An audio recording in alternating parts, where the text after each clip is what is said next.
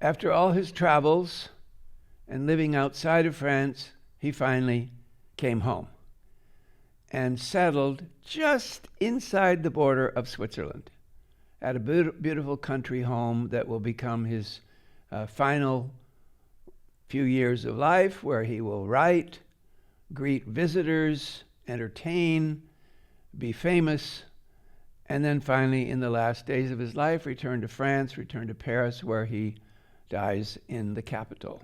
The question was where to go. Where to go? And he couldn't go back to Paris because at this point he was really in odious state of reputation with the king. And so he had to find a place, and he chose that spot on the border of Switzerland and France. And he bought a little house at Ferney, right on the border. So right on the edge, you can see here that if you look at Geneva on the map, you can see that Geneva is right on the border with France. France just goes around Geneva, and the lake comes right down into that little corner. So that's where he bought a house in France, because the Swiss weren't too happy with some of the things he'd written either. So he figured it better be outside the grasp of the Geneva Protestants, but still could run back into the Geneva Protestants' arms if his king came after him. So here's the north shores of Lake Geneva. You all know, of course, how Geneva sits in this little niche surrounded by these beautiful mountain foothills, which are covered with wine. This little microclimate of the north side of the Lake Geneva is so salubrious and so welcoming that they're able to grow one of the greatest white wines you've ever had on these hills, even though the Alps are sitting right over there, and often that's all covered with snow. But right here, this is fine. It's on the north side of the river, of the lake, so the sun is shining. Here are the hills with the vineyards, very steep, and very productive, but it never gets out of Switzerland because it's so good.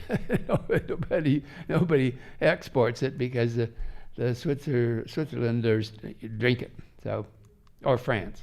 So there's Ferney. So Ferney is just off the lake and just up behind Geneva, and it's basically now a suburb of Geneva. There are a lot of people who live here. It's a little village, sweet, sweet little village, still a little village.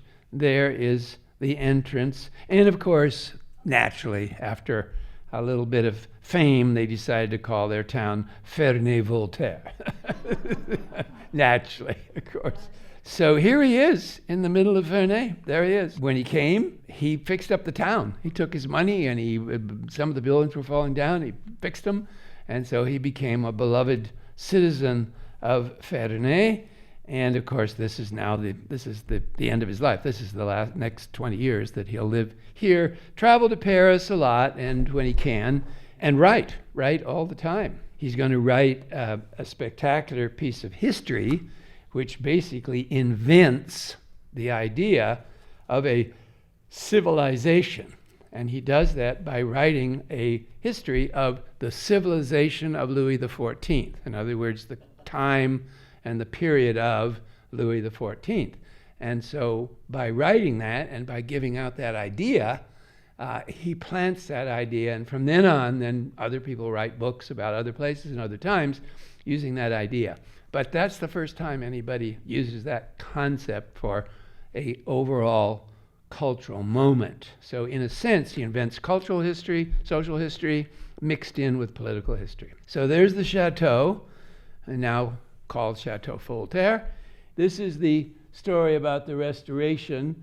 If you want to read more about it or go on YouTube, they have a wonderful video in French on the restoration of the chateau. It's really fun to hear and to see. This is his new life. This is where, now remember, at this point he's been writing for 50 years, so he has lots of production out there. He's earning a lot of money from his writing. It's being printed in other countries, and he's writing these short stories all the time. So any one of them in the collection, now you can get any number of collections of his short stories. I have the signet, but there's many of them with all his short novels, short stories. This collection with Candide, Zadig, and Micromega is in there. But they're all wonderful, all of them. And all of them, of course, made him rich because they were being published all over in translation. There's the beautiful house. Yes, this is all Voltaire's. Isn't that beautiful? And of course, with the beautiful paintings, wonderful paintings from the 18th century. He was, of course, friends with the painters, Boucher and others. There's a beautiful little bed where you can dormir and manger, a little manger. Beautiful. I'm just showing you Candide as an example of just one of the many things he wrote that are successful. Candide was a huge success. Now, it's just a little, it's a little novella. It's a cute little novella, but it is a period where an author can make a lot of money if he's successful, and Candide was very successful, the most successful of these short novella. If you've never read Candide, go just order the Penguin Classic. It's a fun read. It's just you laugh all the way through. Everything he wrote was funny. Now, I gave you Micromega. It's basically science fiction. Voltaire is writing the first science fiction. Remember, he's an intellectual scientist. He's a scientist. He studies science all the time, a lot of it astronomy. He's fascinated by astronomy. And so he's trying to find out about the other worlds.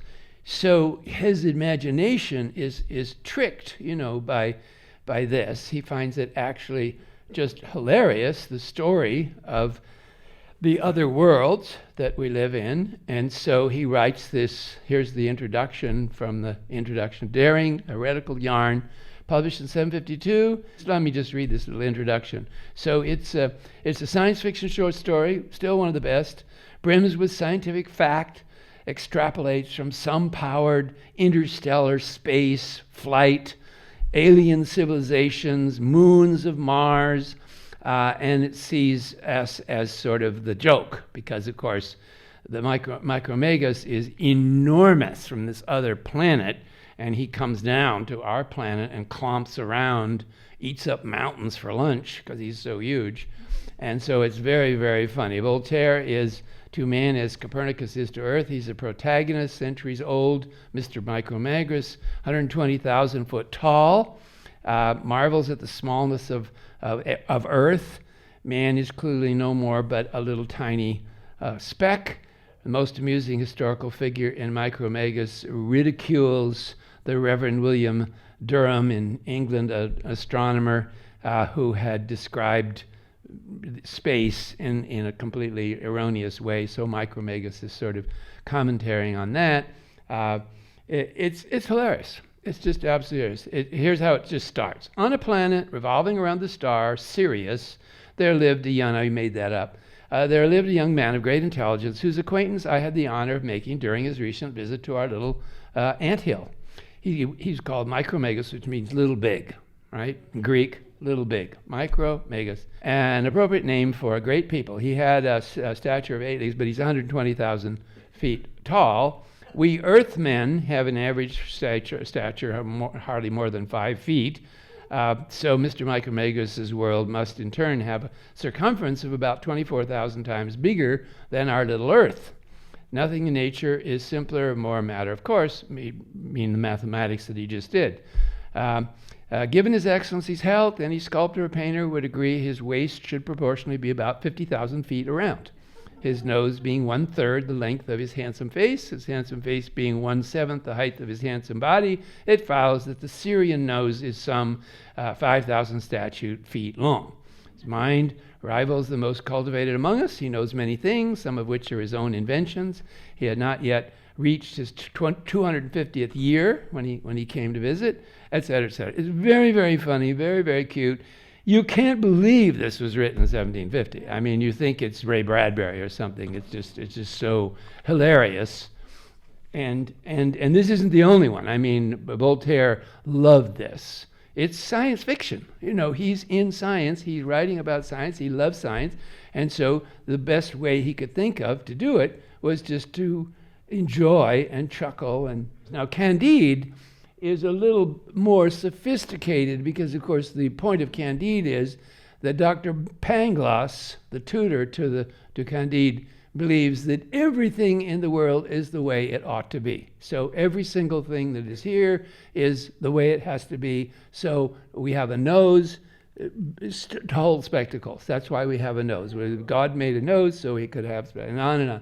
And of course, it's making fun of the Christian preachers who are telling everybody that, the earthquake in Lisbon, which killed 250,000 people, was just the way it should be. That's the way it happens, because we're supposed to have that. We're supposed to have an earthquake in Pamplona. By 1778, he was 83 years old.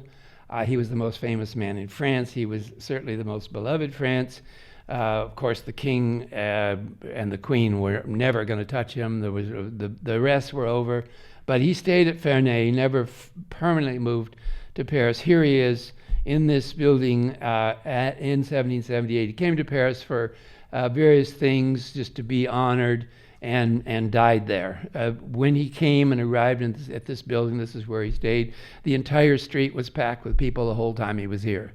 And of course, while he was here, he had a little sickness and died. So huge, huge, huge event in French history. There's where he was staying, now the location of a Café Le Voltaire, and there he is. They, of course, brought him to his old neighborhood, to the Pantheon.